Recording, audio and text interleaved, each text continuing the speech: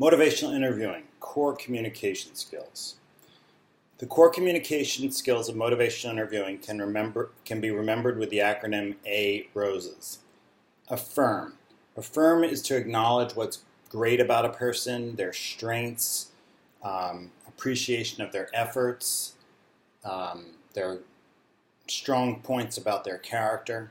It's cool because affirming is almost counter to what usually happens in exchanges about changing personal behavior, where a person is meant to feel bad about themselves for their behavior.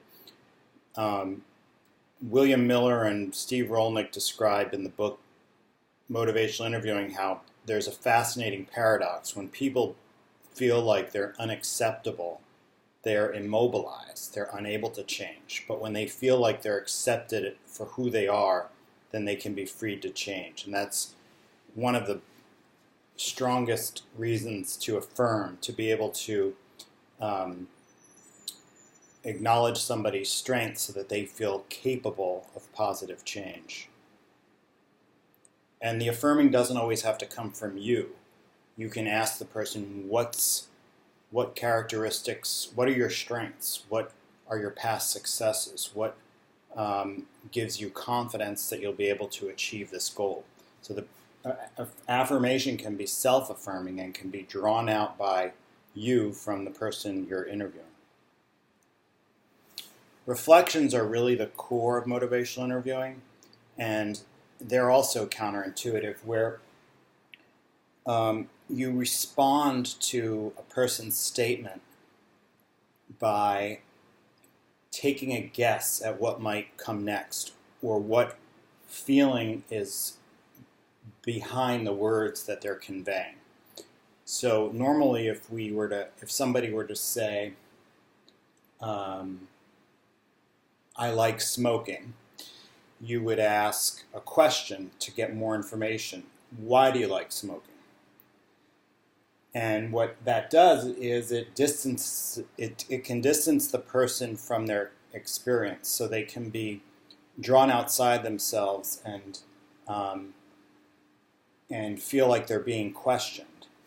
If you make a statement that guesses at what might be their underlying feeling, or what might be what they would say next, it allows them to keep talking. It allows them to remain within their own experience and continue to explore their feelings with you. So if they were to say, I like to smoke, and you were to say, smoking relaxes you, then you're making a guess at what they like about it. And instead of them feeling like you're questioning them or judging them, they just hear this possibility now in your exchange, and they can respond to it without leaving their own frame of reference. So reflections are a very powerful way for a person to explore how they feel.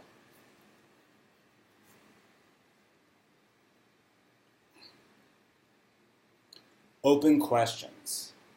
There are two types of questions. One is open and one is closed. A closed question asks for a very has a limited range of responses. So, how much do you smoke? Or how much do you weigh? Or how much exercise do you do? Those are all questions that have a very limited range of responses. But if you ask an open question like, what do you not like about your smoking?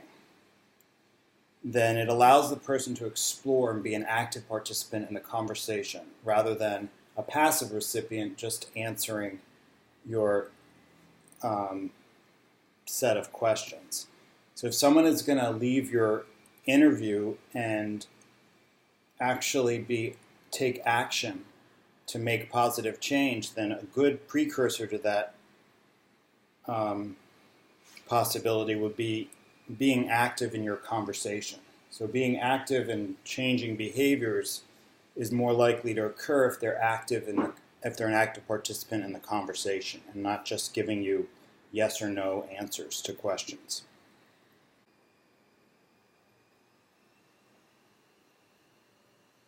Summaries. So summaries in motivational interviewing serve two purposes. One is they give a signal to the person that you're listening, paying attention to what they're saying, and they can further reinforce for a person their own thinking about something when they hear it back to them. They can also clarify anything that they're feeling if your summary doesn't capture all that they feel. The second thing that summaries do is they help somebody on the path towards change. So a summary of a segment of dialogue where somebody has gone back and forth about the pros and cons of smoking. If a summary collects all of the cons of smoking and presents it back to them, the person hears all of their own arguments for change, and that can further their momentum towards a positive change. Emphasizing autonomy is one of the most effective things that can be done in motivational interviewing, and it's simply saying this choice is whether or not you decide to change is up to you. Emphasizing someone's autonomy, especially if they feel or they seem to feel coerced into changing, can free them to own the change for themselves. Seeking collaboration is part of this partnership spirit of motivational interviewing, where you're asking the person, what do you think you're going to do? Or what do you make of this information? Or what would you like your future to be like? It's actually acknowledging the person's ownership of what happens in the future and treating them as an expert in your collaboration together.